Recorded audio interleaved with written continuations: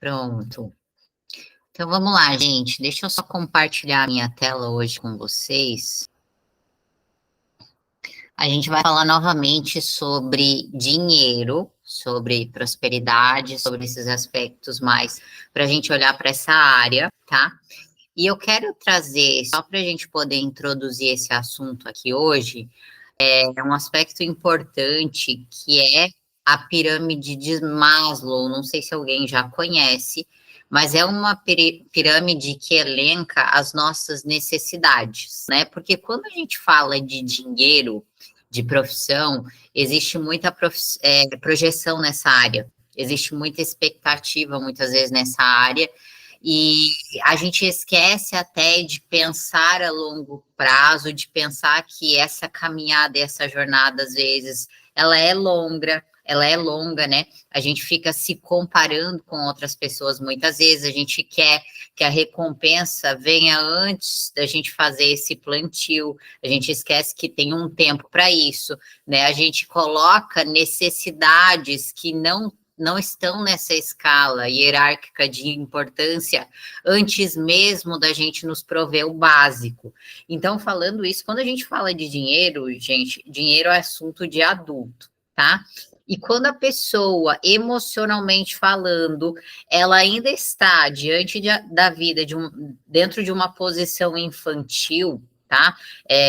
Não olhando para esse tema, para esse assunto com maturidade, entendendo essa escala de necessidade, né, e aquilo que é importante para o momento, ela vai pensar primeiro em realização pessoal, até mesmo antes de se autoprover. Ela vai pensar em realização pessoal antes de prover o básico a si mesma. Então, às vezes, ela está lá vivendo uma dependência emocional com os pais ainda, né? Independência financeira ali, mas está pensando na sua autorrealização, está pensando nisso que está aqui em cima.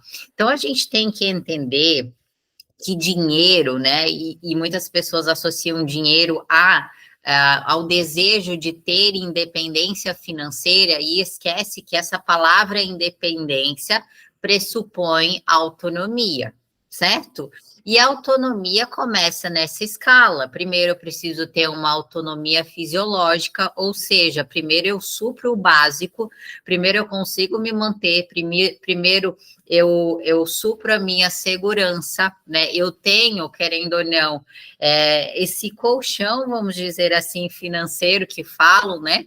Eu primeiro olho para esse lugar para depois eu subir essa escala, para depois eu pensar em autorrealização, para depois eu pensar em reconhecimento, para depois eu pensar nessa questão que está aqui em cima, que está no topo da pirâmide.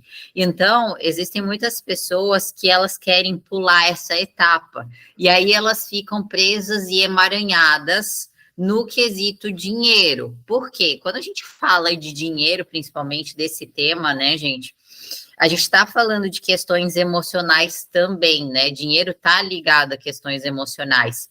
E quando dentro de mim eu tenho uma dívida interna, ou seja, eu acredito que faltou algo que os meus pais não proveram, acredito que os meus pais estão me devendo algo, ou eu acredito que eu estou em dívida com eles, que eu preciso suprir algo para eles, que existe alguma demanda que eu estou tomando deles e que é uma responsabilidade minha, eu vou me manter emaranhada nesse relacionamento com os meus pais, eu vou me sabotar de alguma forma para continuar ali independência em relação a eles.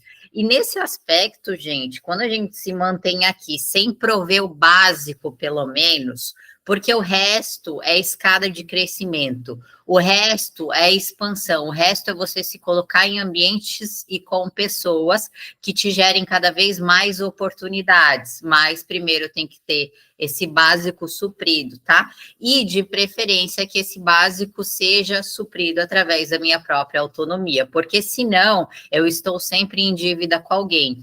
E essa frase aqui, ó, peraí. Ah, meu Deus.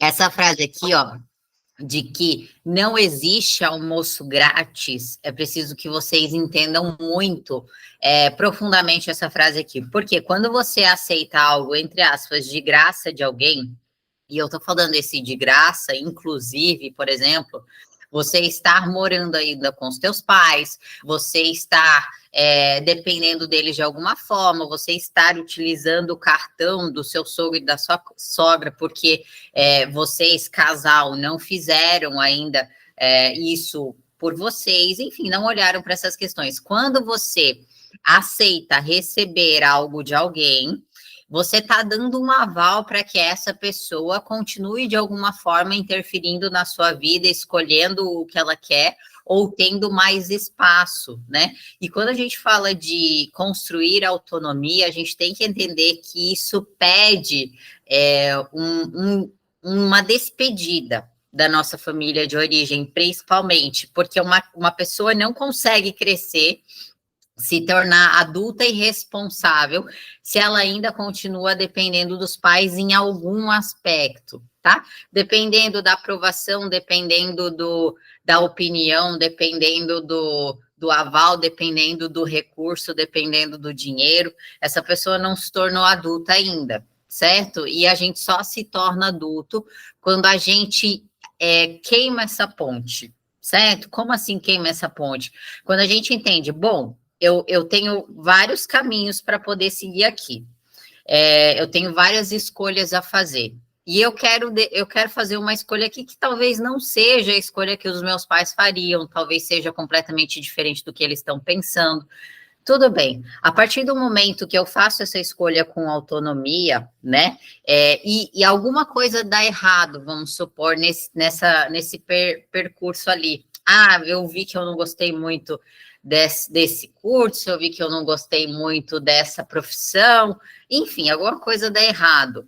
A pessoa adulta já, né, que olha para esse cenário, ela entende que isso ali é um problema dela, que ninguém precisa salvá-la, que ninguém precisa pagar o preço dessa escolha, que ninguém precisa, querendo ou não, assumir isso por ela, aquilo ali é um problema dela. Isso é autorresponsabilidade. A partir do momento que a pessoa entra nesse lugar adulto e maduro e decide por si mesma qual é o caminho que ela vai seguir e planeja, de repente, uma transição e olha para isso com calma, essa pessoa, ela está conectada com a vida, ela entendeu todos esses princípios, ela entendeu essa escada hierárquica aqui, ela entendeu sobre autorresponsabilidade. Esse é o processo, certo, gente?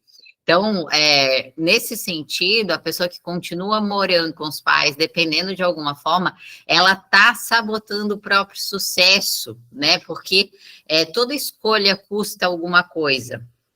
E percebe, gente, eu sempre falo isso de que quando a gente fracassa na nossa vida, e eu não estou dizendo que você não vai errar, não é sobre isso, mas quando você fracassa e espera um salvador, espera que alguém, de alguma forma, arque com essa responsabilidade que não seja você está querendo punir alguém, você está querendo que essa pessoa com a qual dentro de você sente que está em dívida ainda, que te deve algo, ela assuma isso, né? E aí, nesse sentido, gente, é muito, entre aspas, não que é fácil, né? Mas, por exemplo, assim, quando a gente entra nesse lugar vitimado em relação à vida, essa postura vitimista, né? O que acontece?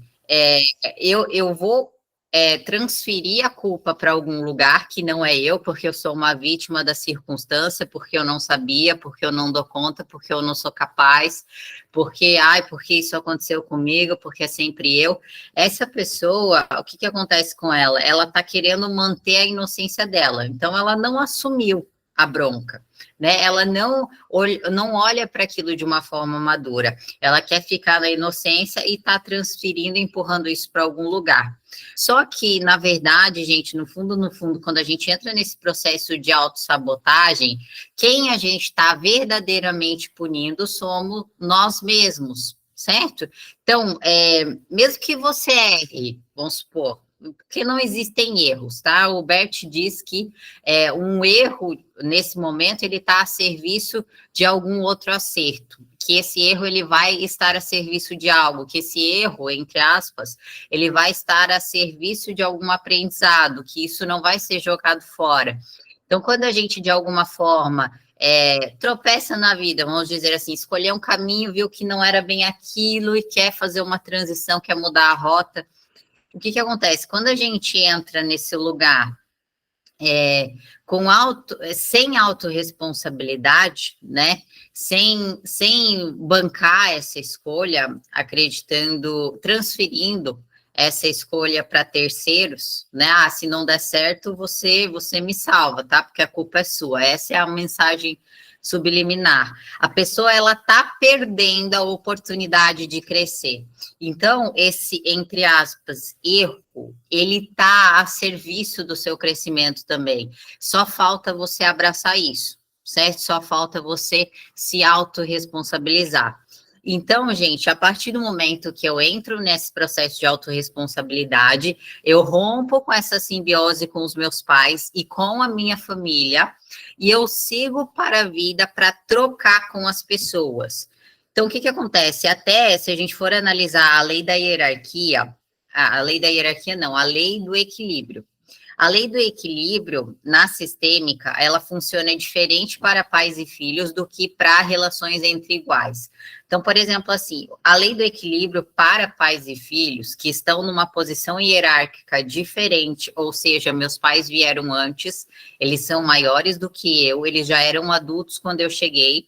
Em relação aos meus pais, como é que funciona a lei do equilíbrio?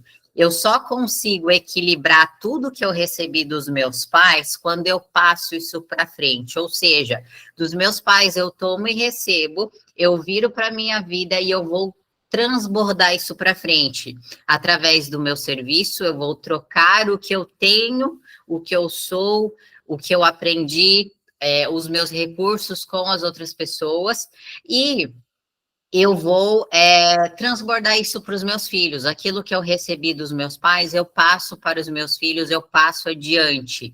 Então, a gente precisa entender que quando a gente olha para frente, as relações aqui são trocas. Eu tenho algo para oferecer para essa pessoa, né? E essa pessoa tem algo que corresponde àquilo que eu tenho para entregar para ela. Então, por exemplo, você tem um serviço, você tem a sua mão de obra, você tem o seu conhecimento, ou você tem o seu tempo, e você vai trocar com a pessoa e a pessoa te devolve em dinheiro. Isso é troca, isso é relação equivalente, certo? E aí, gente, existe uma pessoa, a diferença entre uma pessoa que ela cresce, que ela prospere, que ela vai subindo de nível, né? Daquela pessoa que ela fica mendigando da vida, que ela fica exigindo cada vez mais dos outros. A diferença da pessoa que ela prospera é que ela está a serviço da vida. Ela está ligada, muitas vezes, gente, a um propósito maior.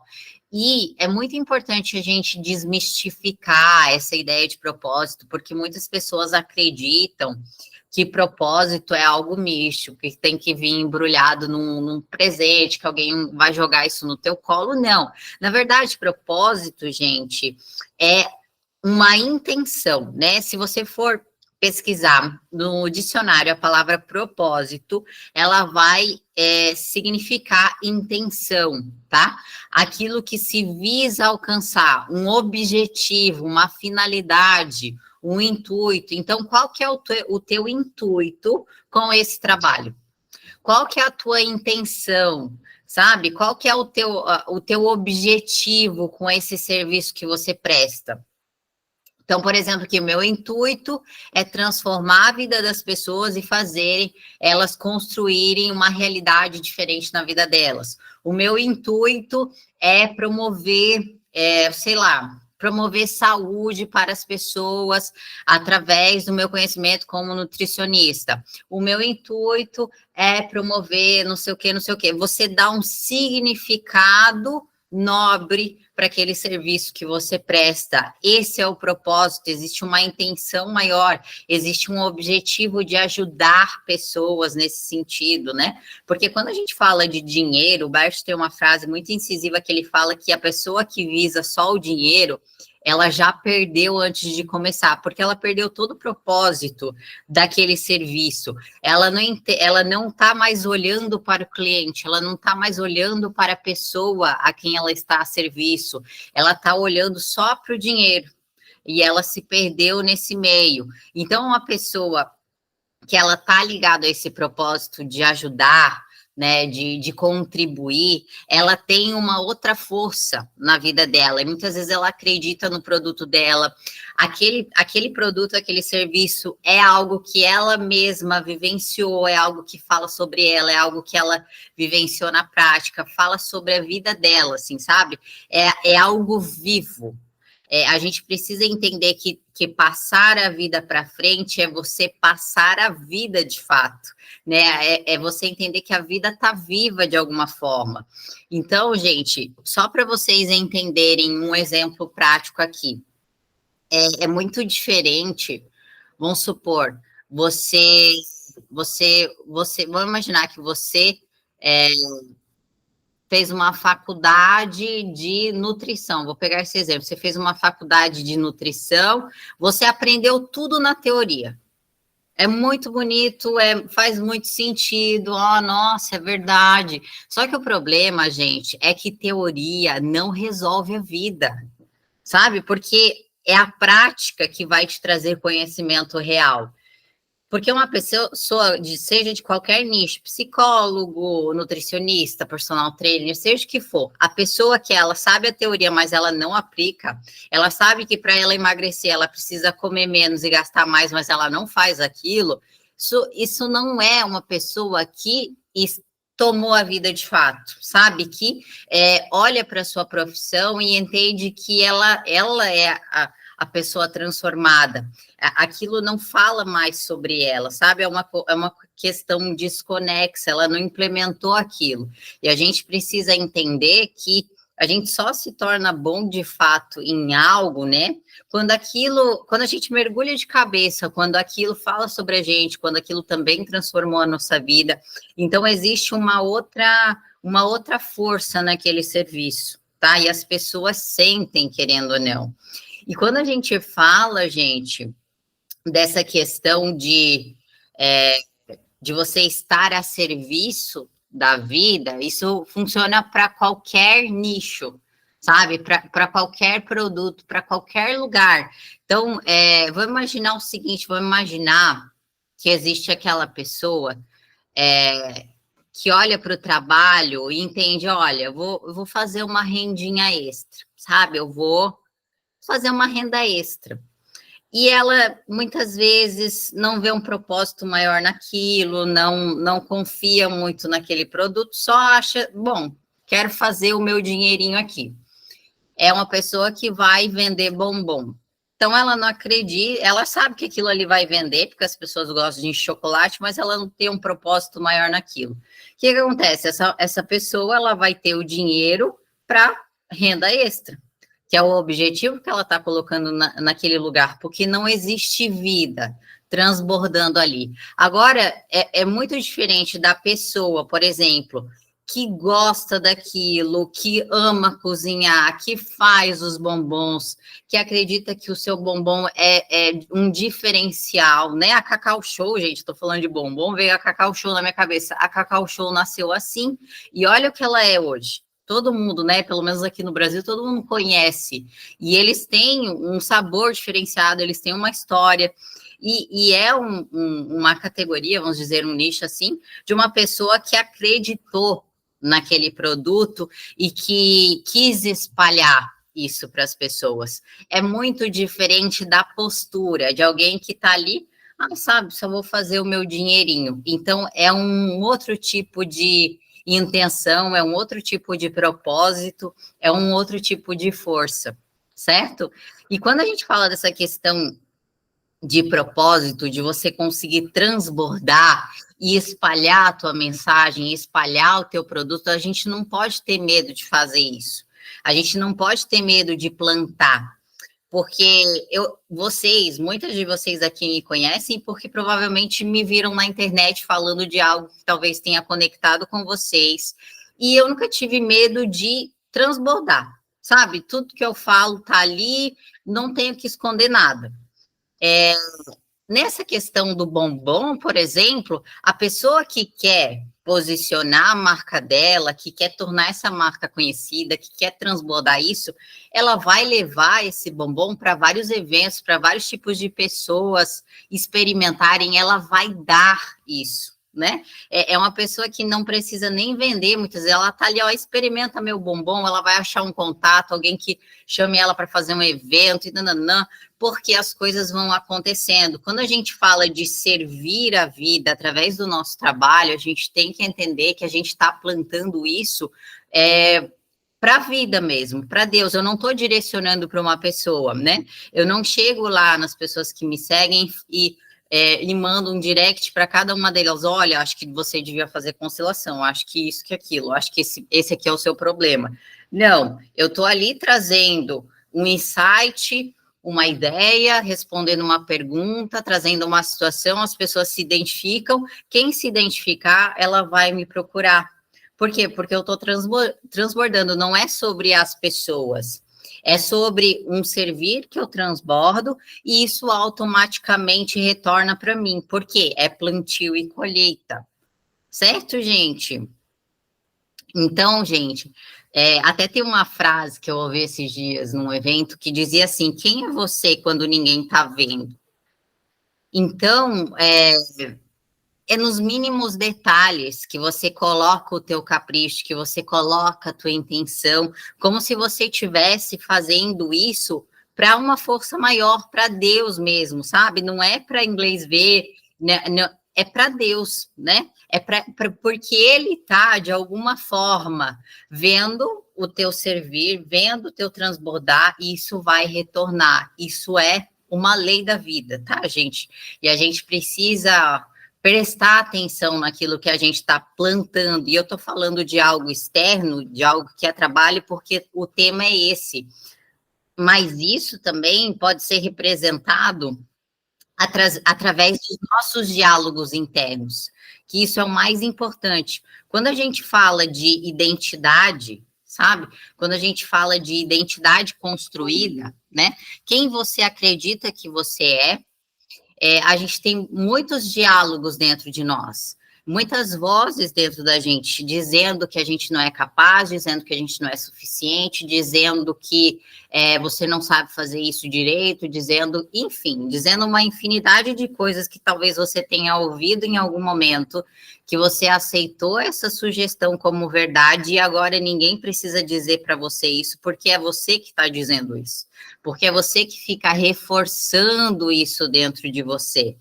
Então, gente, isso também é plantio, porque tudo começa num pensamento, né? Até o momento que aquilo me gera emoção, aquela emoção me trava, então eu não consigo fazer um movimento, porque eu tenho tanta a crença, tanta fé de que eu não sou capaz, de que eu acredito que eu não sou capaz mesmo, então eu nem vou fazer, porque com certeza vou ser rejeitada, com certeza ninguém vai me achar suficiente aqui, ninguém vai achar meu serviço bom.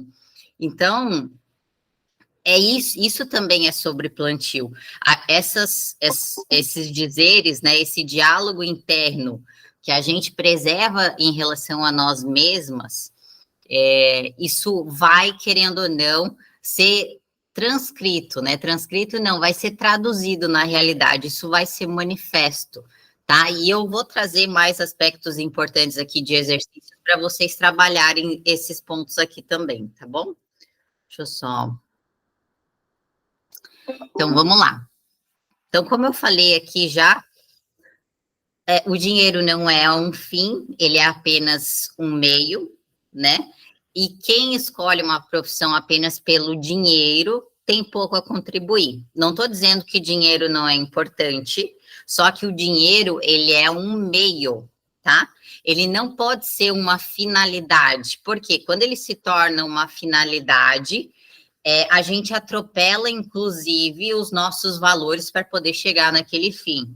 Então, por exemplo, assim, um vendedor que ele está pensando só lá na comissão dele, né? Que ele está pensando só no objetivo final, só nos números, Ele esquece que aquilo ali é só um meio, não é a finalidade em si. Ele esquece das pessoas, ele esquece se está contribuindo ou não, ele esquece se esse produto é bom ou não, ele nem está ouvindo o outro, ele só quer enfiar aquilo goela abaixo. E não é bem assim que funciona, né? Isso tem pouca força. Isso pode até, em algum aspecto, gerar algum resultado, mas a sensação de culpa depois, o peso daquilo, a forma como você chegou até esse lugar, vai gerar um processo, muitas vezes, de autossabotagem, de fazer você, querendo ou não, se livrar daquilo que você conquistou, porque você não se sente, no fundo, merecedor daquilo. Aquilo não veio através de meios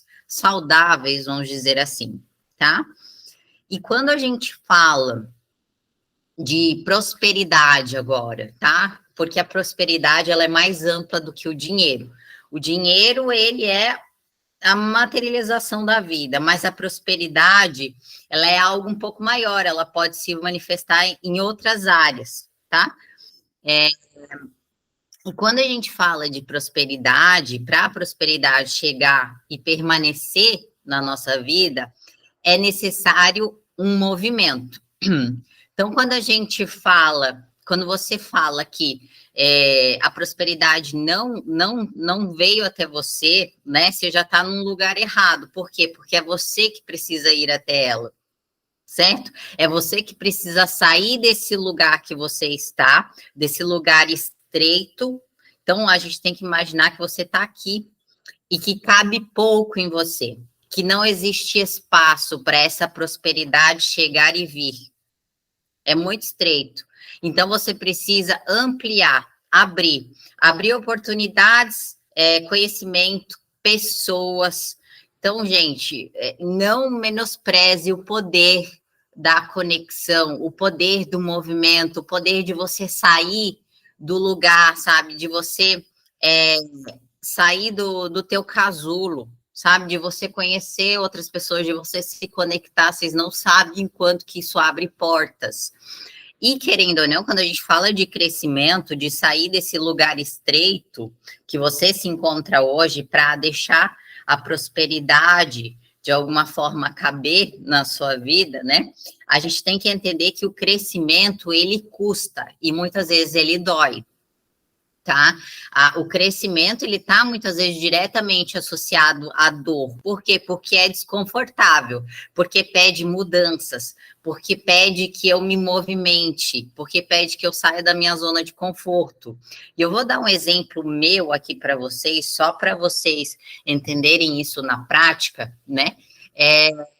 De uma questão que é muito difícil para mim hoje em dia, porque eu vim de uma realidade onde toda a minha família é CLT, eu estou construindo uma identidade empresária que está nascendo ainda, posso dizer que eu sou um bebê nisso, mas que, querendo ou não, eu tô gestando tudo isso, né? E que é algo que nunca aconteceu assim, pelo menos em algo próximo ali da minha família. É algo completamente diferente. E na minha família existe um padrão de escassez muito forte, inclusive de perda de dinheiro. Meus avós, tanto por parte materna quanto parte paterna, eles perderam muito dinheiro, um por conta de vício e outro por conta de falta de administração. E aí, principalmente o meu avô, que perdeu por conta de vício, isso gerou um trauma muito forte na família. Por quê? Porque a minha avó, a esposa dele, a partir disso, ela gerou um padrão de guardar muito dinheiro. Então, por exemplo, assim, meu marido, eu preciso gerenciar porque o meu marido vai perder. Então, ela guardava. Tanto é que a minha avó viveu na transição da moeda, ali do cruzeiros, cruzados, e ela teve toda aquela questão do sequestro da poupança, tudo mais, então ela guardava dinheiro físico embaixo do colchão. Quando a minha avó faleceu, a gente foi ver, tinha dinheiro embaixo do colchão, tinha dinheiro dentro de vaso, todos eles perderam o valor monetário, né? Então a minha avó tinha essa questão de guardar muito dinheiro, minha mãe também tem isso, e eu também, querendo ou não, tenho esse padrão dentro de mim. E hoje eu estou vivendo uma realidade financeira completamente diferente já, só que eu percebo que existe um padrão de querer guardar, porque vai faltar, porque eu tenho medo de perder. Isso é forte dentro de mim ainda. E quando a gente fala de crescimento, né, e de olhar para as oportunidades e entender que o crescimento dói, eu comecei a olhar para isso e entender que eu preciso investir, que eu preciso sentir a dor desse crescimento. Quando a gente coloca esse propósito, entende que, independente de como isso vai acontecer, você está abrindo portas para subir mais um degrau, né? E quando a gente dá voz ao medo, quando a gente continua nesse mesmo lugar, quando a gente continua reproduzindo o padrão dentro de uma realidade que nem mais é a que foi vivida lá atrás, você só está seguindo uma questão inconsciente, você só está se mantendo no estreito, você não está deixando o negócio se ampliar. E quando eu entendi isso, gente, é como se a gente tivesse que desassociar e associar a um novo lugar. Então, como que eu olho? Ah, é difícil, dói?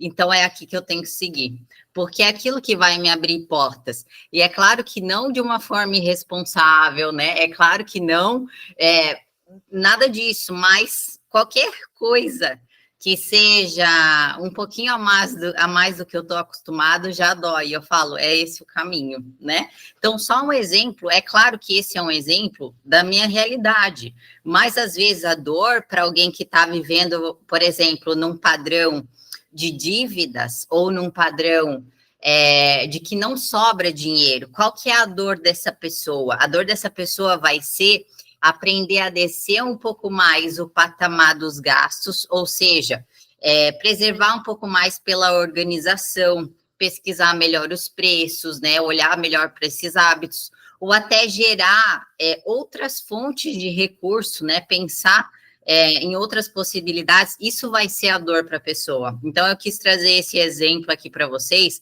porque existem várias formas da gente ir para esse amplo, mas você tem que perceber qual que é a tua forma hoje, qual que é o teu processo, o que você precisa, de fato, para sair desse estreito, certo, gente?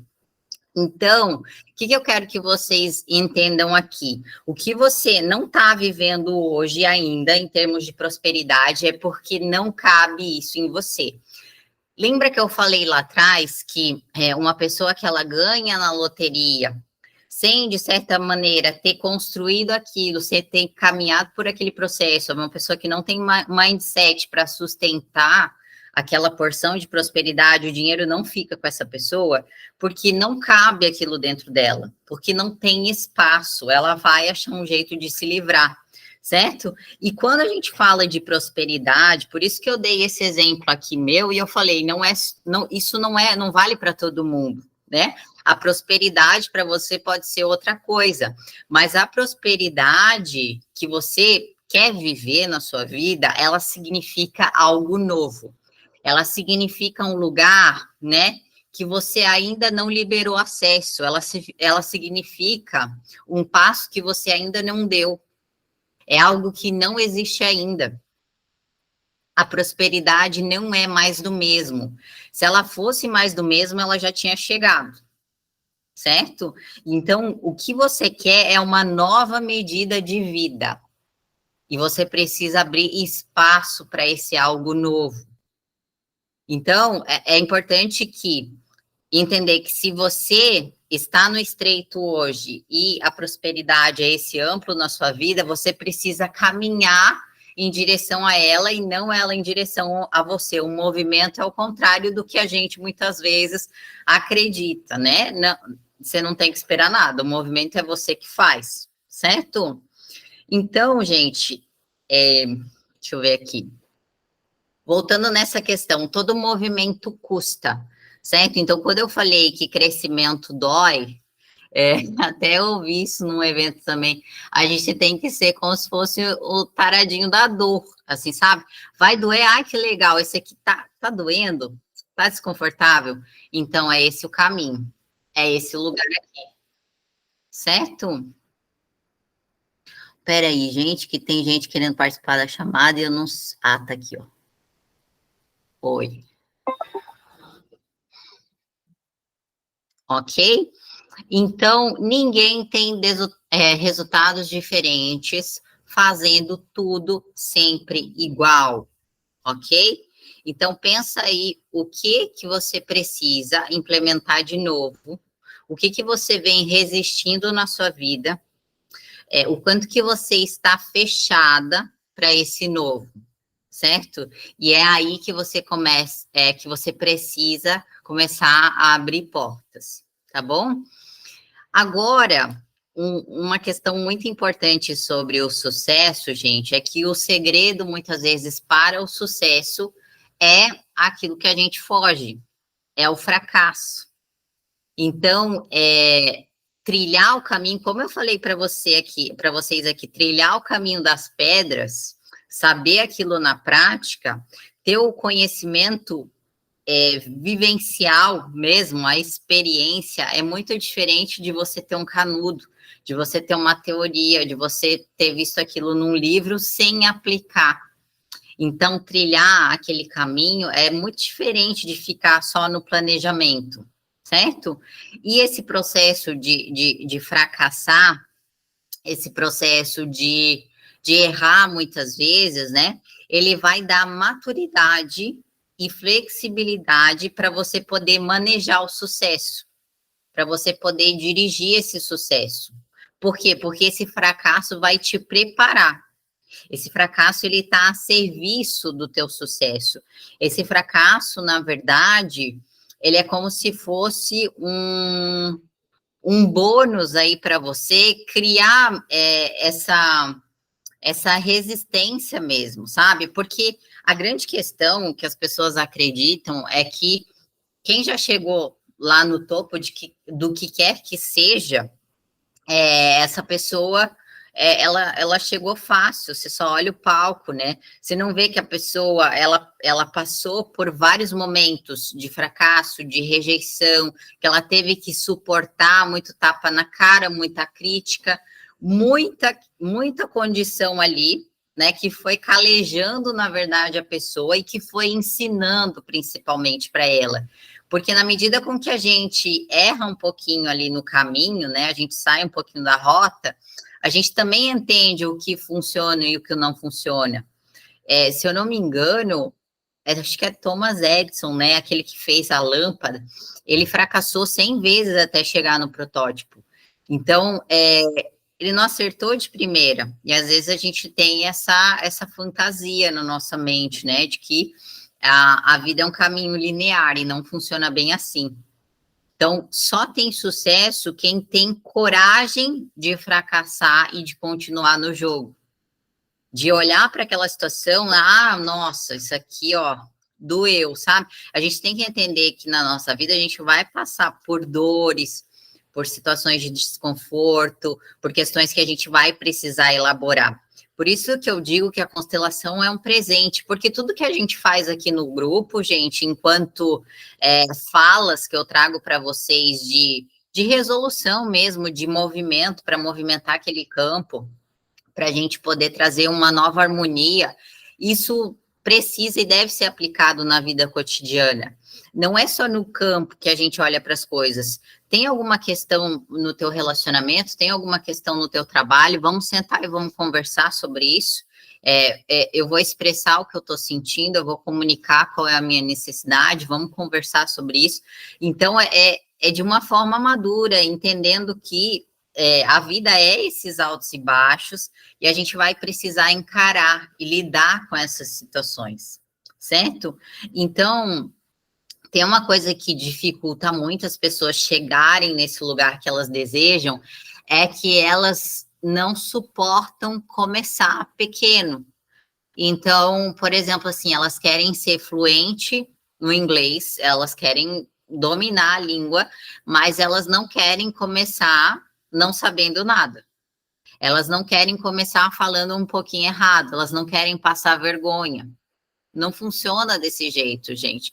Todo mundo que tem um sucesso começou pequeno, começou não sabendo nada. E quando a gente entra nesse lugar de perfeccionismo, de acreditar que tudo precisa ser perfeito, que eu não posso errar, que eu não posso falhar, que eu não posso, sabe? Eu não posso mostrar que, enfim, o que que acontece? O que que o Bert fala sobre perfeccionismo? Ele fala que só os mortos são acabados. Se você for olhar a palavra perfeição, se eu não me engano, do latim, significa acabado. Significa que é uma pessoa já está finalizado, está perfeito, está finalizado. E o Bert fala que só os mortos estão acabados. Os vivos precisam se manter em constante desenvolvimento, precisam respeitar o inacabado, precisam respeitar esse processo. Então, o perfeccionismo não pode ser uma meta, tá? A gente precisa entender que nós vamos nos aperfeiçoando no caminho, que nós vamos nos tornando melhores em uma determinada habilidade, em uma determinada função, na medida com que a gente vai treinando aquilo, certo? E aí, aqui, na questão do fracasso, principalmente, né? Comecei a falar inglês, tudo errado. Esse pequeno fracasso, ele vai selecionar quem é digno de chegar nesse lugar. Por quê? Porque a pessoa, ela não parou porque ela errou uma frase, porque ela não foi tão boa. Ela quis continuar, ela estava ciente do objetivo dela. Né? Ela não desistiu no meio do caminho. Então, o fracasso, ele seleciona, porque a pessoa que ela é digna, vamos supor, desse sucesso, é aquela que suporta essas pequenas frustrações, e é isso que vai diferenciar quem está diante da vida, dentro de uma postura adulta. Não quer dizer que essa pessoa não sinta dor, não quer dizer que ela não se sinta desconfortável, mas ela olha para aquilo e entende que faz parte da pessoa, que ela se posiciona como uma criança e ela desiste, ela transfere responsabilidade para terceiros e ela quer um salvador, certo? E aqui para a gente caminhar, só ver aqui, gente, para a gente caminhar para o final, tá? Eu quero fazer um exercício com vocês sobre crença limitante. Então, primeiro, a definição do que é uma crença. A crença, ela é uma situação de certeza sobre alguma coisa. E existem duas formas de você criar uma crença em alguém, tá? Por meio da repetição, e essa repetição, ela pode ser, inclusive, sistêmica, tá? De você ver, ouvir e sentir algo repetidamente, dia após dia, semana após semana, ou até mesmo anos ouvindo aquilo e solidificando aquela crença na sua mente, ou por meio de um forte impacto emocional. Então, foi uma situação apenas, mas ela foi o suficiente para gravar aquela crença na sua memória, tá? Então, eu vou trazer 2 exemplos de solidificação de crença aqui para você. Por que você tem medo de arriscar? Muitas vezes, porque de repente, vamos supor, vou imaginar que quando você era criança, você ouvia seus pais o tempo inteiro reclamando do que você fazia, porque daquele jeito não estava certo.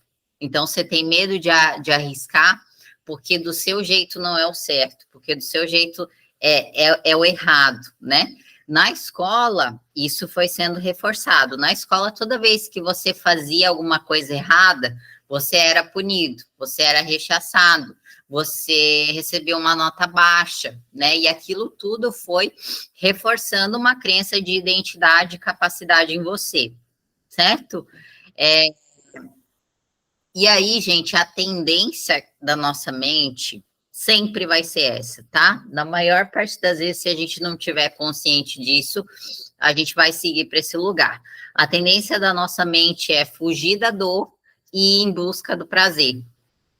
Então, quando você corresponde às expectativas das pessoas, você tem um reforço positivo, você tem alguma recompensa.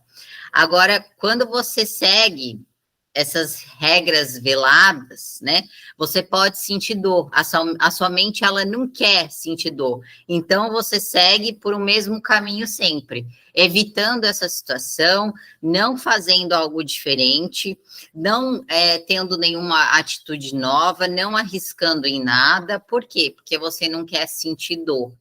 Faz sentido, gente?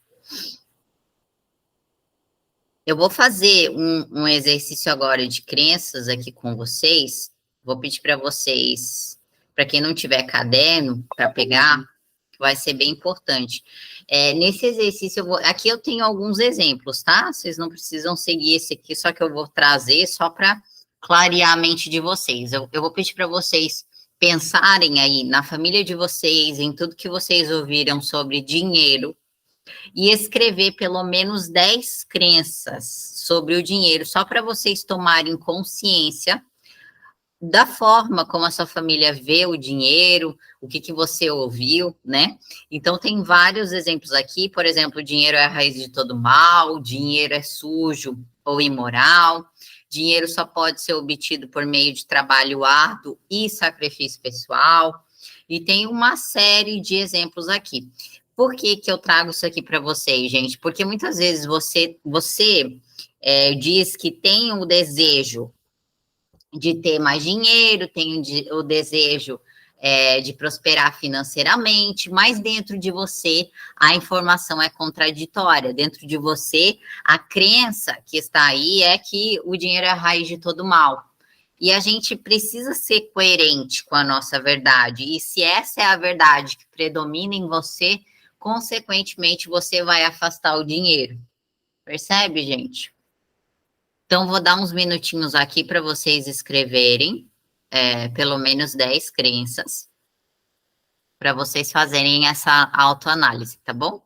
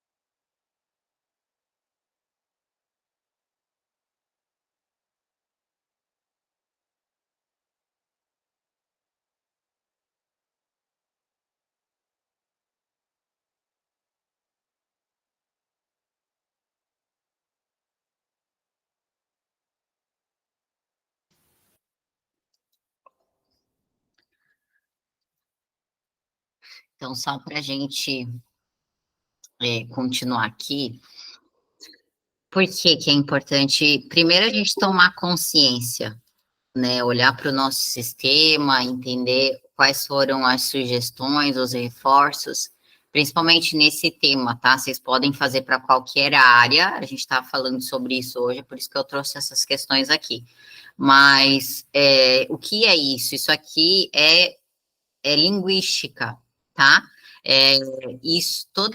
A gente precisa entender que nossa mente é formada pela mente subconsciente e a mente consciente. Racionalmente você fala, não, eu quero dinheiro, mas inconscientemente, subconscientemente, né, existe uma crença e um reforço dentro de você de que dinheiro não é bom, de que dinheiro não traz felicidade, de que você não precisa ter aquilo. E aí, o que acontece? A nossa mente inconsciente, ela não tem filtro, ela aceita qualquer sugestão. E se essa sugestão ela foi reforçada diversas vezes e ela foi associada a experiências, isso foi marcado emocionalmente em você, né? E você teve todos esses reforços. E você fez essas associações. O que é mais forte? O teu desejo, né? Ou essas experiências que estão aí dentro de você e essa linguagem, né? Na verdade, essas sugestões. Então, o que a gente precisa entender? Primeiro, para a gente poder reprogramar o nosso sistema de crenças, né?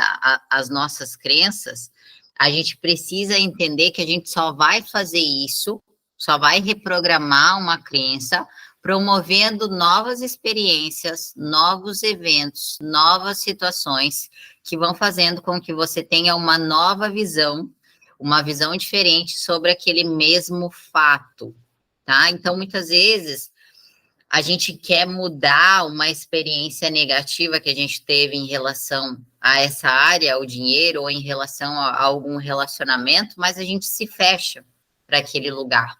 A gente não dá oportunidade para a vida de que possa ser diferente, certo? E aí, o que a gente precisa entender? Que para você promover essa nova experiência, né, isso vai ter que ser, primeiramente, reforçado de uma outra forma dentro de você. Então, como assim? Primeiro, a gente fez um exercício de tomada de consciência, mas isso não é toda a solução, né? A solução, ela vai prezar por um exercício também de repetição, né? Por quê, gente? Só que assim, ó, o que eu quero trazer aqui para vocês?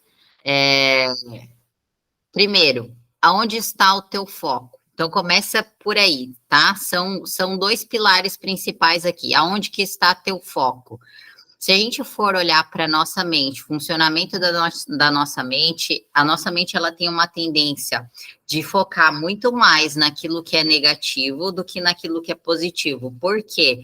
Porque isso é algo primitivo dentro da gente. Lá atrás, né, e aqui no nosso cérebro reptiliano, essa função é extremamente importante e ela foi funcional em muitos momentos lá atrás, desde a evolução da nossa espécie, desde a evolução dos homens. Por quê? Porque lá atrás, enquanto a gente convivia primitivamente com vários seres, vários animais de grande porte, a gente precisava se proteger, a nossa mente precisava estar atenta a qualquer tipo de perigo.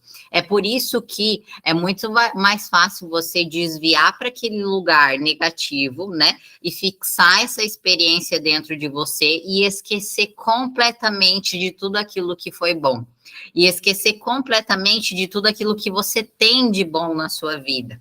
Tem uma frase, uma passagem que eu gosto muito da Bíblia, que ela fala, né, que todo aquele que tem, mais lhe será dado, e aquele que não tem, até o pouco que tem, lhe será tirado. Ou seja, aonde está o seu foco? Na falta? Não tenho, não é suficiente. Se o seu foco está nesse lugar, é isso que vai ser representado na sua vida, é mais disso que você vai ter. Agora, se você consegue ser grato, né, por aquilo que você já tem na sua vida, por aquilo que você já vive na sua vida, quando a gente consegue ser grato no pouco, né, e levar esse sentimento constantemente para a nossa realidade através de um exercício consciente.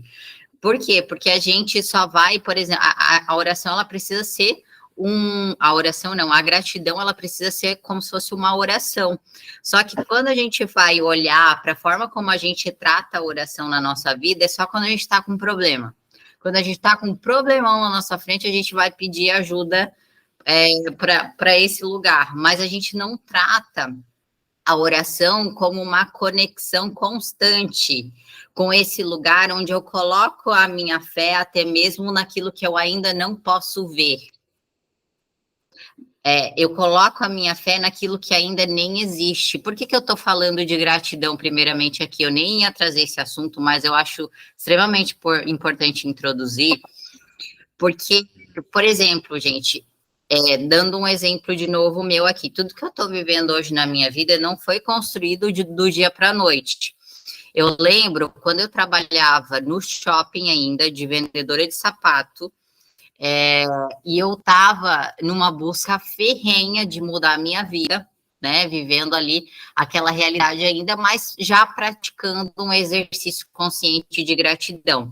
E eu lembro que nessa época eu tinha um caderninho que eu destinava só para isso. E todo dia eu pegava esse meu caderninho e eu colocava lá algumas frases intencionais, onde eu colocava gratidão em pontos que eu queria melhorar na minha vida e coisas que nem existiam, mas que eu estava, querendo ou não, intencionando.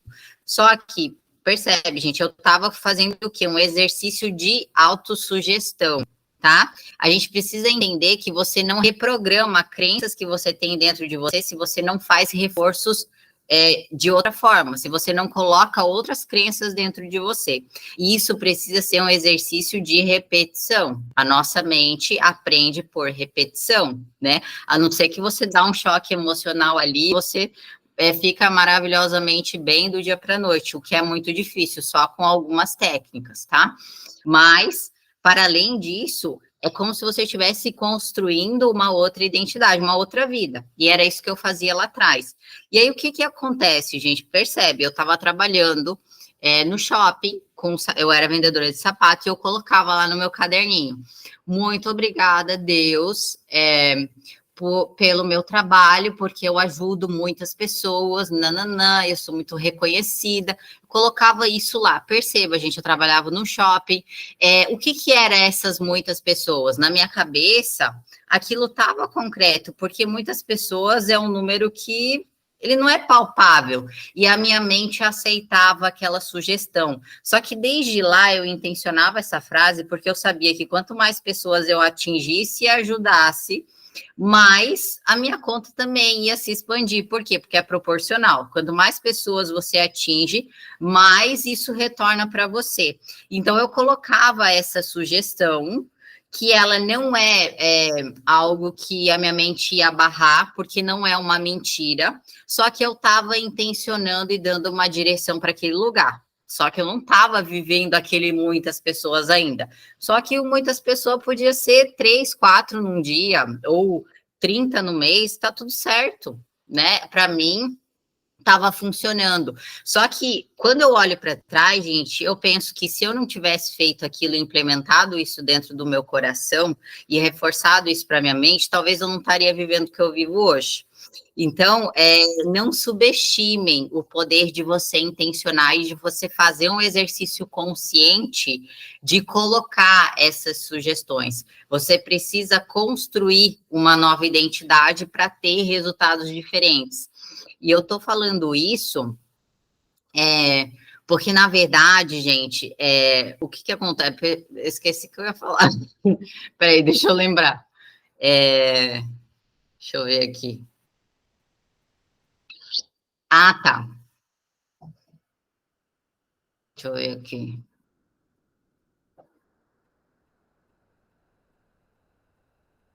Não. O que acontece, gente? Esse exercício que eu trouxe aqui para vocês de gratidão, de você trazer novas sugestões e novos reforços, né? Ele é como se fosse um ritual, assim, sabe? Né? Não sei se eu falo nessas palavras, porque não é uma ideia mística. Isso aqui é um exercício de PNL, de programação neurolinguística. Isso vai atingir uma parte do teu cérebro responsável, inclusive, pelo hormônio da motivação, que é a dopamina. Ele vai gerar todo um efeito químico dentro de você também, tá? Então, isso é comprovado.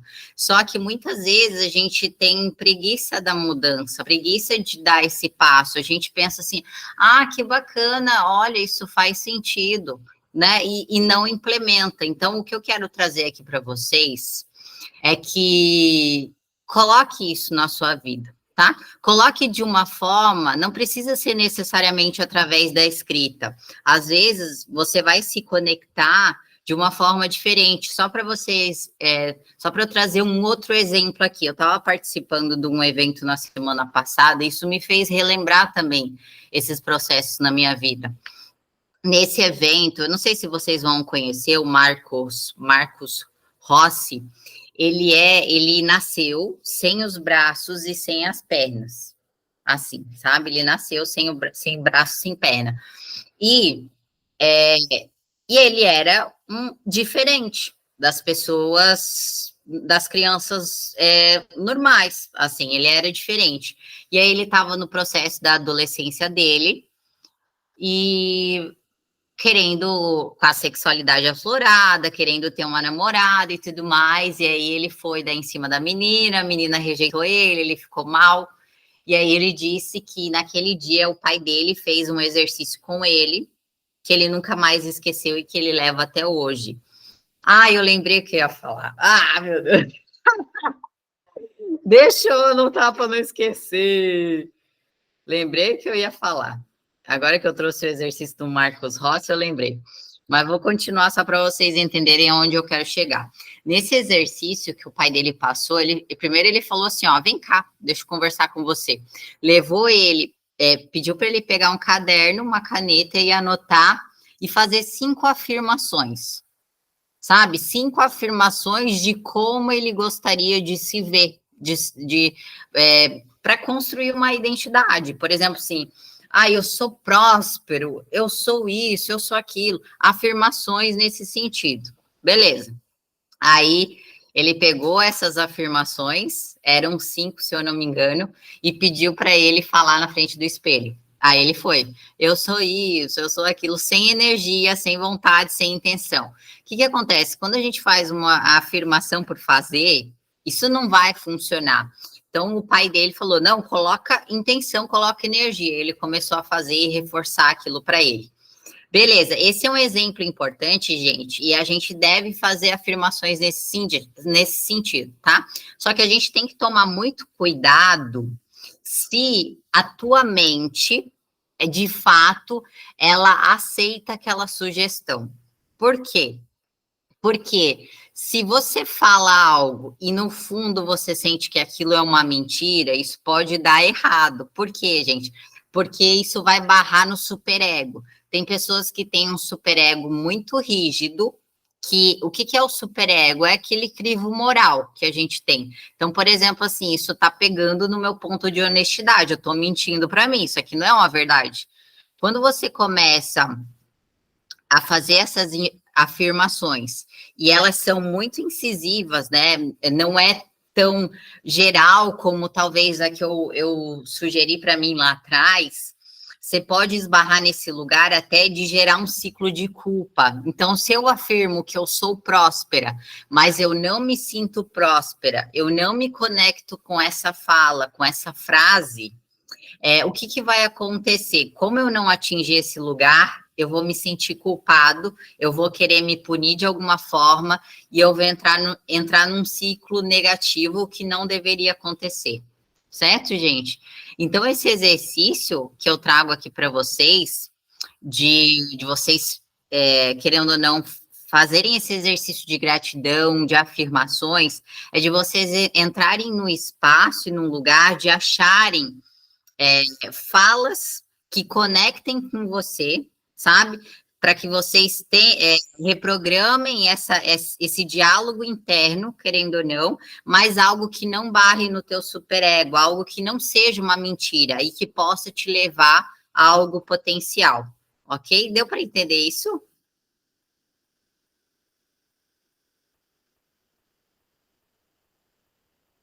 certo? Então tá, deixa eu só fechar aqui.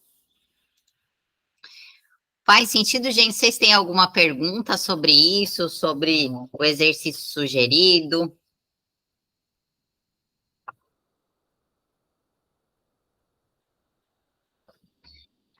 Tudo certo? Então tá. É, quero então aqui abrir espaço para a gente poder fazer as nossas constelações. Abre não, levanta a mãozinha ali, quem quer ser constelada, poder fazer o sorteio. Deixa eu ver aqui.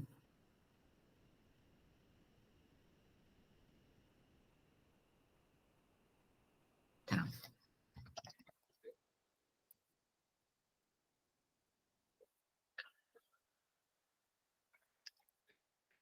Gente, só para eu confirmar aqui com vocês.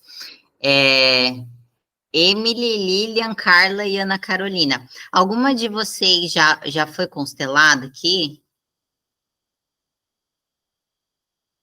Não? Tá. Só porque assim, ó, eu vou dar oportunidade mais na última aula, tá? Se vocês quiserem constelar, mas eu não quero repetir nenhuma até lá, quero dar oportunidade para quem não foi e quiser ser constelada, tá? Então, deixa eu colocar aqui a Emily, a Carla e a Lilian. Deixa eu só compartilhar. É isso, né?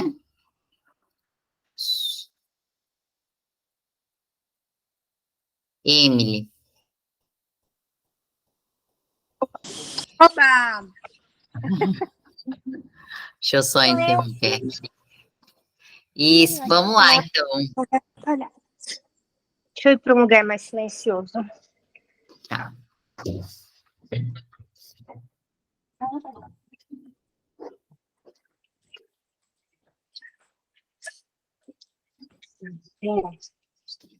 Prontinho. Então, vamos lá. Me conta, Emily, o que você gostaria de constelar? Eu gostaria de constelar a minha vida financeira. Eu sou muito boa em ganhar dinheiro, muito boa em gastar também. Tá. E eu tenho muito medo e vergonha de cobrar as consultas. Foi esse processo que você falou de ser nova empresária, né? Eu sou médica. E eu nunca me vi como uma empresária. E eu descobri que é a maior burrice, inclusive nas aulas, porque eu tenho PJ, eu sou autônoma, eu estou gestante de 10 semanas, descobriram no meu trabalho que eu estava grávida e me demitiram. Porque eu sou PJ, e tanto faz. Entendi. E aí, hoje você está trabalhando particular, isso? Estou trabalhando nada, eu acabei de ser demitida, eu descobri com 7 semanas, e agora eu estou sem emprego, porque eu trabalhava na Intermédica, um convênio aqui de São Paulo, e eu tô com vergonha de cobrar consulta particular. Tem pacientes do convênio que querem passar comigo, e eu tô iniciando agora no Instagram esse movimento de divulgação do meu trabalho, mas eu tenho muita vergonha de cobrar. Eu adoro atender os pacientes, mas eu queria fazer atendimento online. Não é uma gestação normal, eu tive descolamento, então eu tive problema. Nesse problema, a coordenadora médica aproveitou e falou: vai embora. Tá.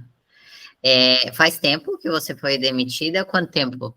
Não foi agora, dia 15, semana passada. Tá. Eu descobri que estava grávida dia 7 de agosto, porque eu passei mal. Aí eu faltei no trabalho com atestado, né, de repouso, porque eu descobri que estava gestante quando eu comecei a sangrar. Tive descolamento, eu faltei no trabalho 3 dias. Na semana seguinte, eu fui. Ela não me demitiu via oral, não verbalizou nem nada, simplesmente cancelou minhas agendas. E aí eu não fiz mais. Tá. Eu até entrei com advogado para isso, porque eu trabalhava mais de 3 dias na semana, mas aí, tipo, sei lá, dá um medo, né? Tudo novo. É meu primeiro filho. Uhum. E você tá grávida de quanto tempo? Tô com 11 semanas agora. Não sei nem se é menino ou menina. Ah, Foi planejado, foi esperado por muito tempo, então eu não quero mesmo me arriscar trabalhando e me estressando para perder o neném, não. tá. Uhum. Me conta, Emily, um pouco dos teus pais ali. A relação deles foi boa? Como é que você percebe? Entre eles, É. é, sim, era uma relação saudável, de respeito. Não tinha muito contato físico de amor, assim, na minha frente, tanto que eu não sou muito carinhosa com as pessoas, eu não gosto muito de abraço, porque meus pais não faziam isso, não tinha esse negócio, mamãe, papai, te amo.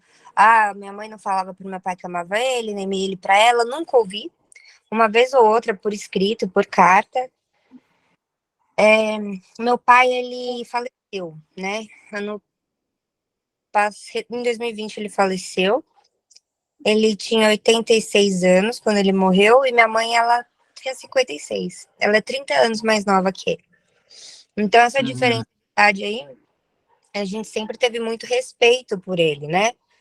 Era o ancião da casa. E ela novinha, Uhum. eu, quando ela tinha 25 anos e ele 58, já 55. Então, assim, a gente sempre respeitou muito meu pai, tinha respeito entre eles. Ele falava não, era não. A minha mãe não trabalhava, foi trabalhar quando eu tinha 9 anos, foi fazer faculdade, foi aprender a dirigir quando eu tinha 9 anos. Ela devia ter uns 33 anos, minha idade agora. E aí, Uhum. depois que ele faleceu, eu comecei a sustentar ela. Eu falo que ele era o sugar daddy dela.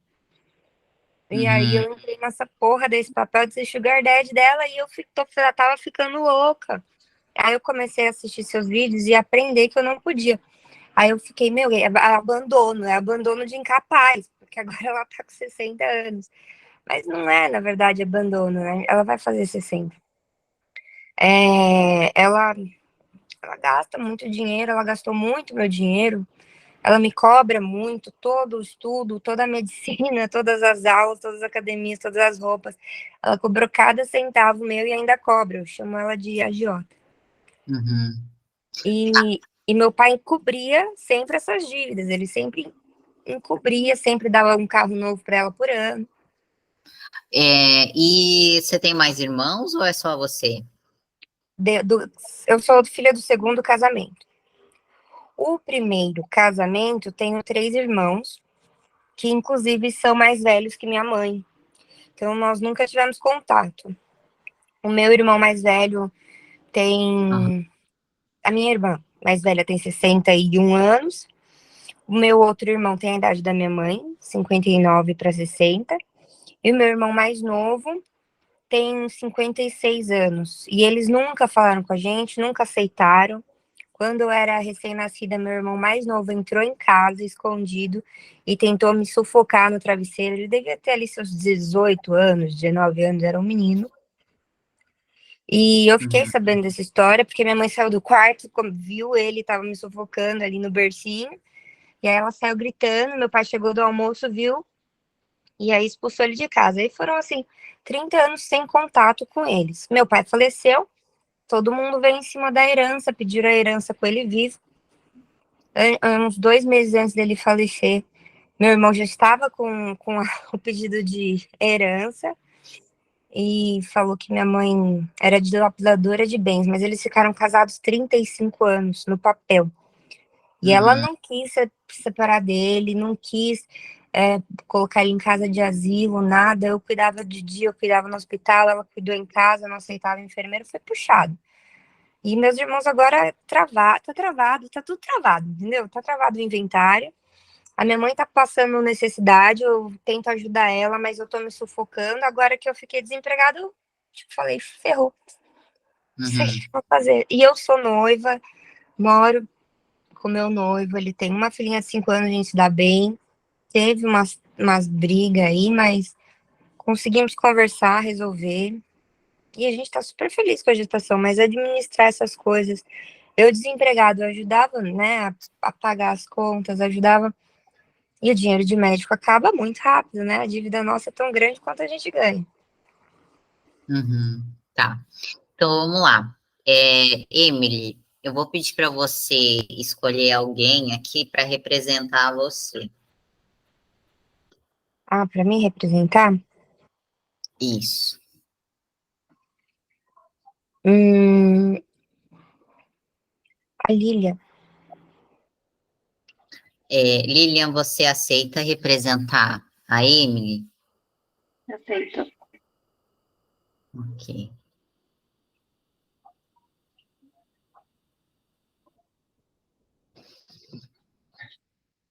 Eu vou pedir para você escolher, Emily, alguém para representar o dinheiro. O dinheiro. Ai, meu Deus.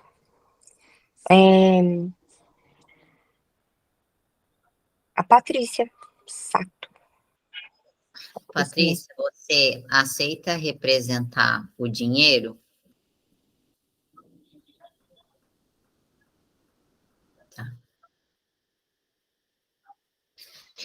Lilian, o que você sente quando olha para Patrícia? Um certo medo. Uma angústia. Parece que é algo meio distante e ao mesmo tempo que me dá um medo que eu não consigo definir. Tá.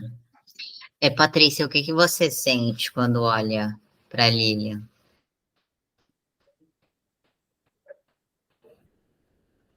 Eu não mudo.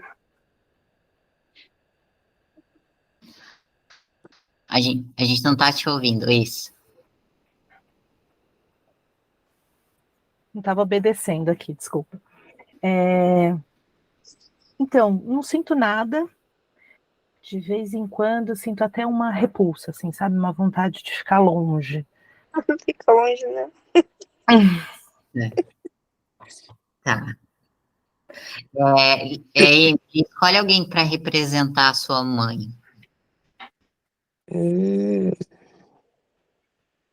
Maria João. Maria, você aceita representar a mãe da Emily? Sim, aceito.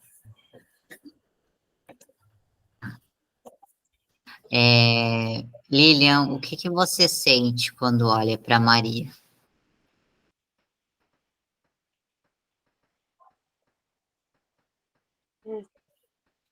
Tentando definir mistura de. Não chega a ser indiferença, mas um certo distanciamento também.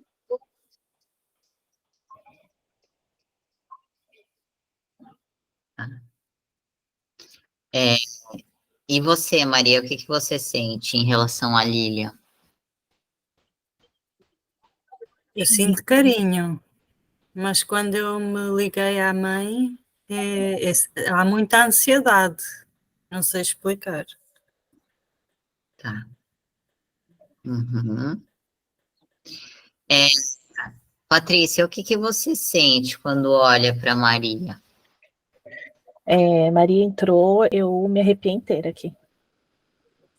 E minha mão ficou gelada. Mas eu gosto de olhar mais para ela do que para Lilian. Apesar de ela me incomodar, sim, ela existe mais para mim do que a Lilian. Uhum. Tá.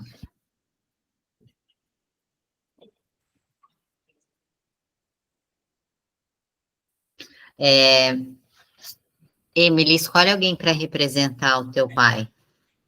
Um paizinho. Será que pode ser a Juliana? Juliana, você está disponível para representar? Infelizmente não, eu estou num lugar um pouco mais tumultuado, acho que eu não vou conseguir contribuir. Tá bom. Você pode escolher outra pessoa? É que eu também não vejo o rostinho. A Carla. Carla, você está disponível para representar?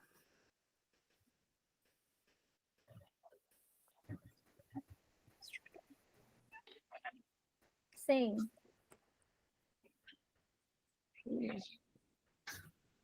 Eu não estou te vendo só. A tua câmera tá. Ah, agora voltou. Foi.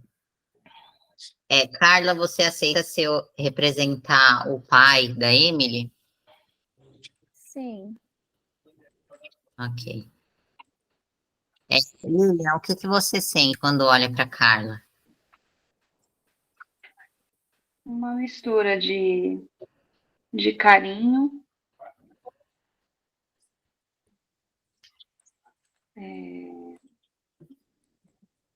também me deu um. Eu tô tentando identificar os sentimentos que na hora que ela entrou me deu meio que um. Não é bem um susto, mas é um carinho, mas ao mesmo tempo não querer essa proximidade. Tá. Carla, o que você sente quando olha para Lilian?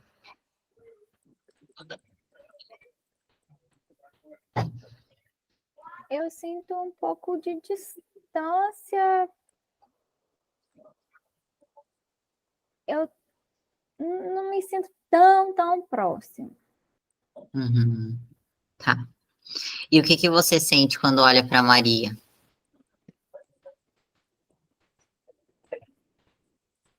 Eu sinto mais conexão. Tá.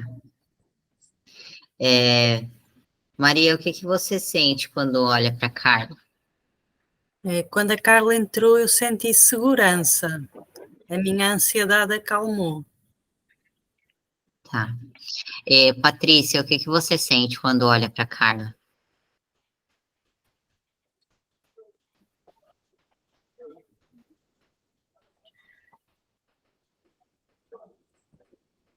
Tranquilidade, assim, tranquilidade no sentido de não me incomoda. Mas no final tudo aqui me incomoda. Assim, eu tô Eu ia, aqui, assim, tô me tremendo inteira.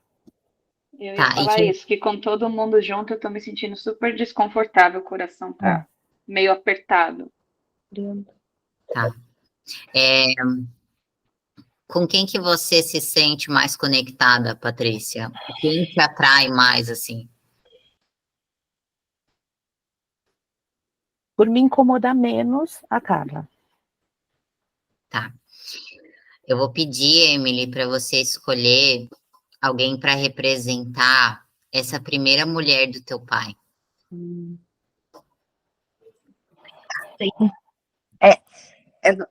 Bom, eu não tive contato com ela também.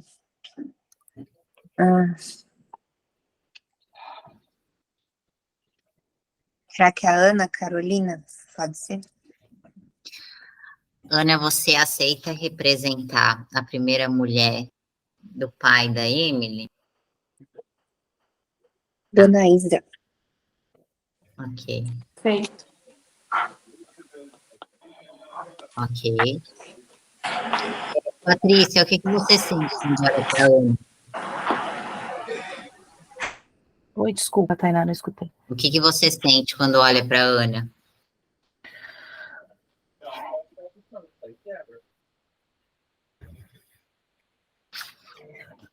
Eu gosto dela. Aham. Você Eu tá gosto olhando bem para dela. ela? Pois é. Achamos a exclusão. Eu gosto dela desde que ela entrou, antes dela virar mãe. Antes dela virar mulher. Aí. Sim. Uhum. Tá. Maria, o que você sente quando olha para Ana? Quando a Ana entrou, eu senti um alívio. Uhum. Tá. E você, Carla, o que você sente quando olha para Ana?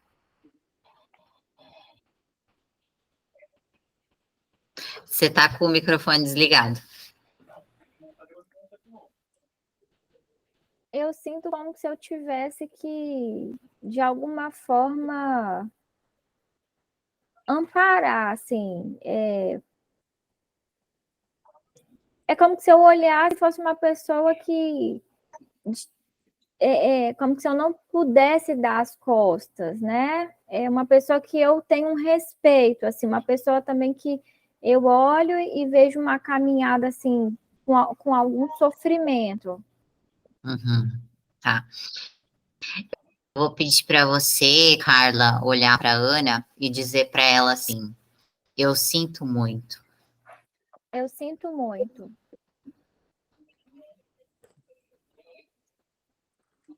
Por favor, Por favor, eu peço que você olhe com bons olhos eu peço que você olhe com bons olhos para mim e para minha nova família. para mim e para minha nova família. Como é para você dizer isso? É um alívio, até me arrepiei falando. Uhum. Como que você se sente, Ana? Bem, Uhum. bem. Ótimo. Uhum. O coração estava acelerado, mas aliviou. Uhum. Como que você está se sentindo, Lilian? Eu estou bastante ansiosa. Desde que a Ana entrou, meu corpo comecei a ter uma certa tremedeira, o coração acelerou. Estou me sentindo bem, bem ansiosa, bem inquieta. Tá. Eu vou pedir para você abaixar a sua cabeça assim, ó, e dizer assim para Ana: eu sinto muito. Eu sinto muito. Eu fui muito leal à minha mãe, Eu fui muito leal à minha mãe, mas você também faz parte. mas você também faz parte. Nossa. Como é para você dizer isso?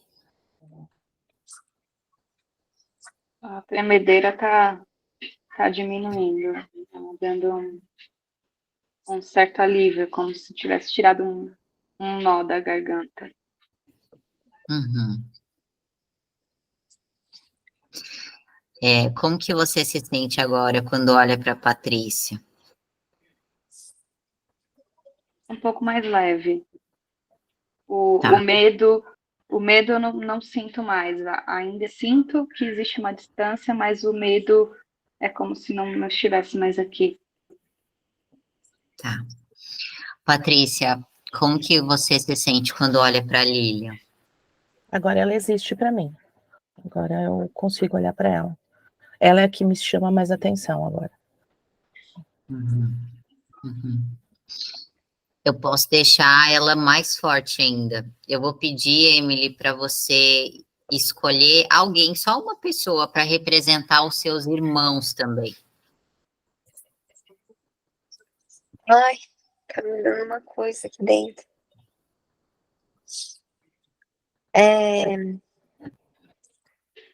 A Thalita pode?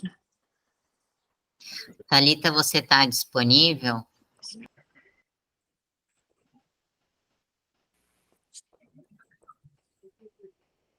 Não, será que... Deixa eu ver se ela está aqui. Thalita.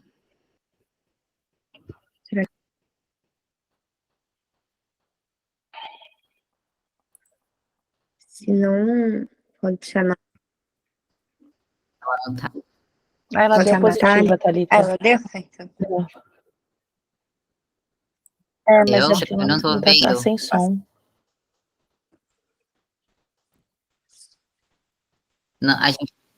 Vocês estão me Agora ouvindo sim. agora? Sim, Sim. agora. Tá Thalita, bom, você aceita representar os irmãos da Emily? aceito. Uhum. Lilian, o que que você sente quando olha para Thalita? eu sinto que ela me olha com desprezo. Uhum. Tá. Eu vou pedir para você olhar para a Thalita e dizer assim, ó. Eu sinto muito. Eu sinto muito. Eu não quis roubar os seus pais. Eu não quis roubar os seus pais.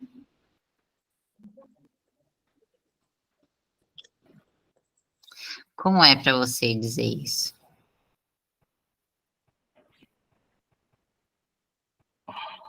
É pesado. Dá uma tristeza falar isso. Eu sinto como se fosse algo realmente que tá me pesando ainda. Uhum. Você vai olhar para ela e vai dizer assim, ó. Isso não foi uma escolha minha. Isso não foi uma escolha minha.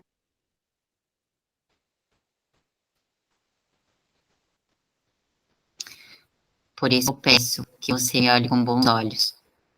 Por isso eu peço que você me olhe com bons olhos. Porque nós somos irmãos também. Porque nós somos irmãos também. Como é para você dizer isso? Eu consegui sentir uma conexão agora com ela. Bem leve, bem sutil. Mas falar que somos irmãos me fez sentir conectada a ela. Como que você se sente, Thalita? Eu ainda me sinto muito incomodada com essa situação. Mas, assim, eu tava com raiva. É muito maluco isso, né?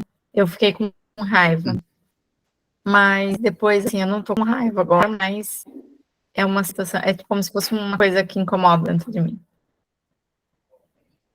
Uhum, Enquanto ela falava, eu comecei a me tremer aqui. uhum, uhum. Eu vou pedir para você, Carla, olhar para a Thalita e dizer assim, ó. Filha, Filha, eu continuo aqui. eu continuo aqui. E você pode me acessar Você pode me acessar quando você quiser. quando você quiser.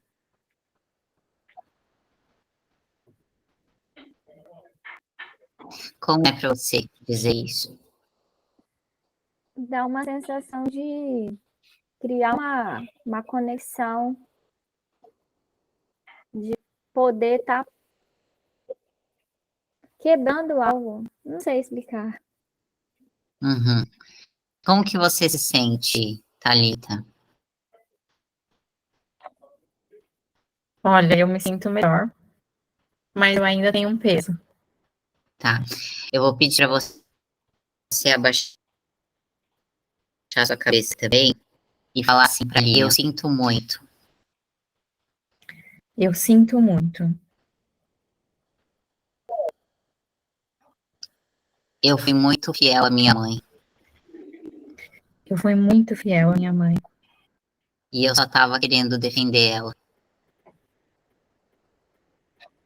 E eu só estava querendo defender ela. Como é para você dizer isso?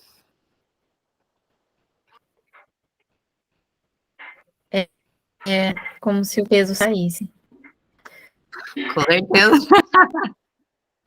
Isso aqui é muito engraçado, sabe, gente? Agora eu pude comprovar isso na prática. O Bert fala que existe um tipo de raiva, que é a raiva onde eu transfiro para o outro uma coisa que é minha. No caso, a responsabilidade aqui, né, que a Thalita estava representando era dela, e ela desloca essa raiva para outra pessoa, como se a outra pessoa tivesse culpa ou fosse responsável. É muito engraçado isso. É verdade. Mas na hora, Como que assim, é como se tivesse uma papel, sabe? Uma coisa assim, ruim, sabe? Uhum. Uhum.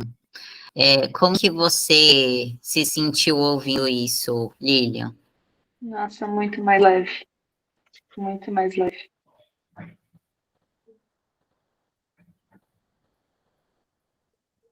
Uhum.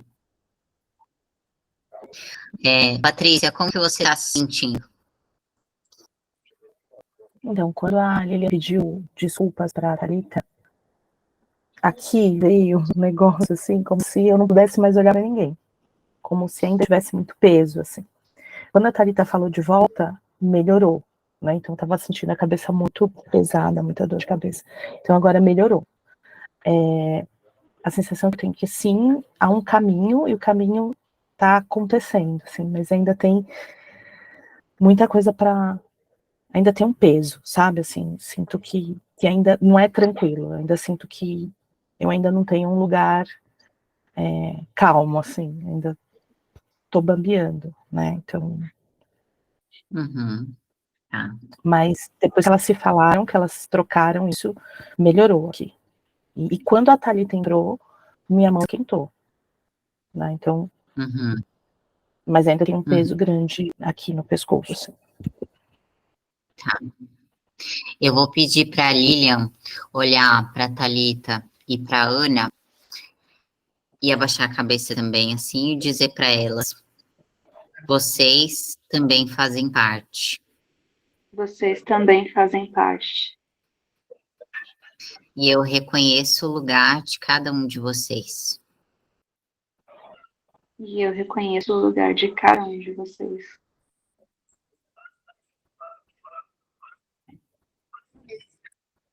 Como é para você dizer isso? Senti que eu tirei um peso das costas, o aperto do coração tá começando a... Tá passando, a tremedeira do corpo tá vendo uma sensação de calmaria. Eu vou pedir para você, Lilian, agora olhar para a Patrícia e dizer para ela assim: agora você também pode ter um lugar. Agora você também pode ter um lugar.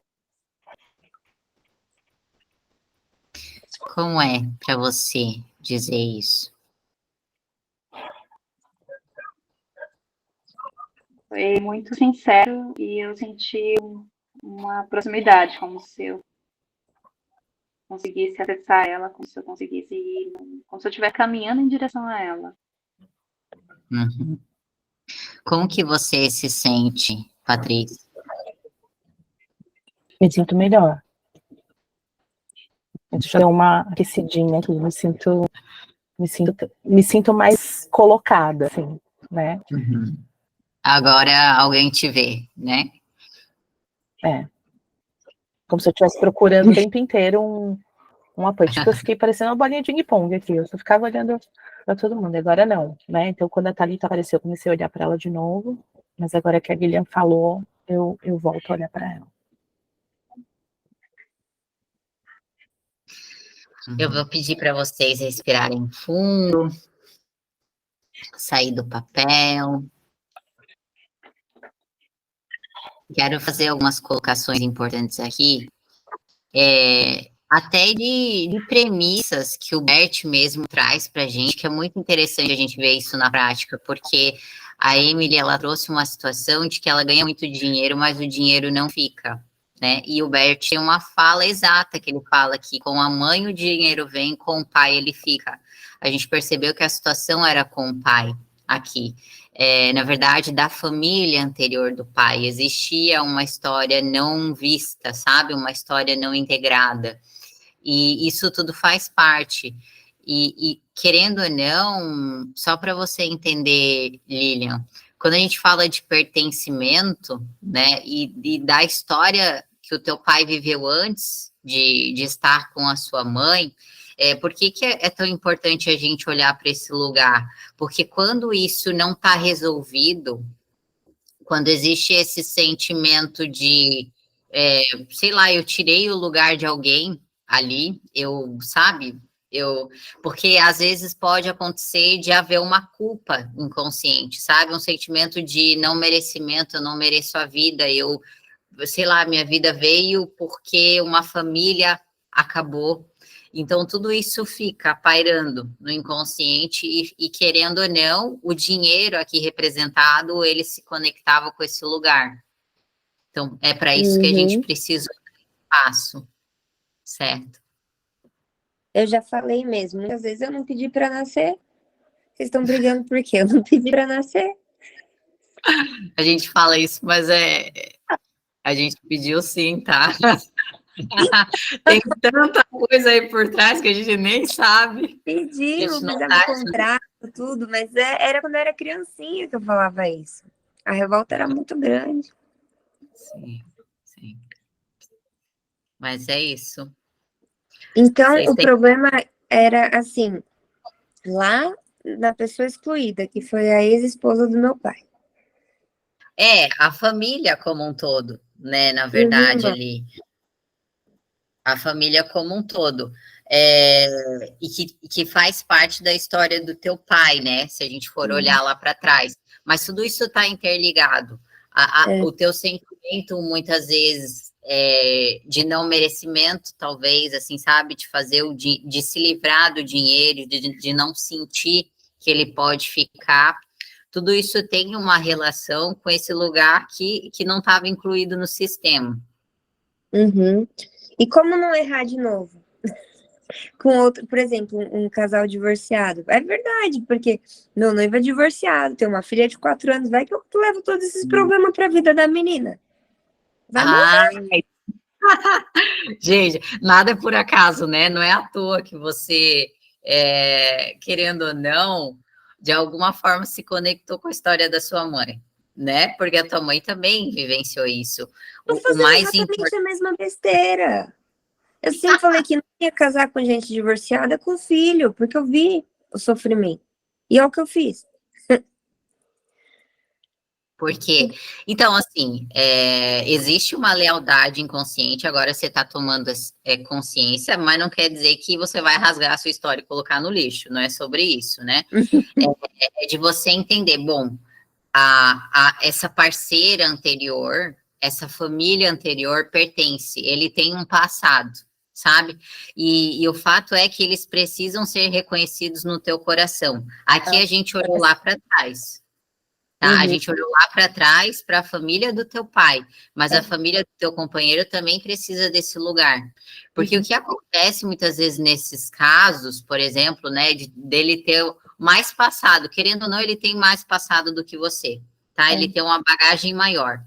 A gente até falou numa aula sobre isso, mas é você estar reconciliada com essa história e entender, bom, eu contratei o pacote completo. Fazer o quê? Eu gosto dessa pessoa, eu preciso aceitar as condições, concordar com esse passado e entender que muitas vezes, né, como eu disse lá, ele vai ter, às vezes, uma resistência. Ele não vai ter, vamos supor, uma velocidade que você tem, porque você ainda não viveu, ele já viveu um casamento. Então, ele vai estar mais receoso. Então, é você ir, querendo ou não, administrando isso e, querendo ou não, incluir essa família, né? Eles precisam fazer parte também no teu coração, tá? Porque se você entra numa competição, se você, querendo ou não, guarda esses sentimentos que não são positivos em relação a essa primeira família, ele sente como se fosse uma rejeição a ele, inclusive. Tá? Então, essa consciência é importante de você levar. Entendi. Não vou traumatizar mais ninguém, tá? Então, é isso. Mais alguém tem alguma dúvida? E isso a gente faz só no nosso coração, né? Porque eu não tenho nada contra a ex-esposa dele, mas ela não fala e provavelmente vai descobrir que eu tô grávida e também não tá feliz. Mas aí não é comigo, né? Não, a parte dela é com ela, mas é importante você fazer esse exercício. O que a gente fez aqui? A gente pediu para essa ex-parceira, né, que ela olhe com bons olhos para essa nova família, né? A gente prestou reconhecimento. Então, talvez seja importante você fazer esse exercício no teu coração, sabe? Porque pelo menos você está fazendo a sua parte, a parte da outra pessoa é com ela. Mas, querendo ou não, isso traz harmonia. A gente pensa que não, mas você está, querendo ou não, acessando essa pessoa em um outro nível de energia. Você não está acessando ela no nível de competição, eu sou melhor, a minha família que importa, e sabe? Não é isso. Você está prestando reconhecimento, prestando honra e fazendo sua parte. Isso já te libera de muita coisa, tá? Ai, que bom. Tá bom, esclarecido. Então tá, gente. Mais alguém? Vocês são muito quietinhos. Mas é isso, gente. Eu agradeço vocês. Eu acredito que a nossa próxima aula é na próxima semana mesmo, mas eu vou avisando vocês, tá bom? Obrigada, viu? Obrigada, Tainá. Obrigada, Tainá. Tchau, tchau, gente. Boa noite. Tchau, gente. Beijo, Obrigada. meu. Boa noite. Tchau. Boa noite. Tchau, boa noite.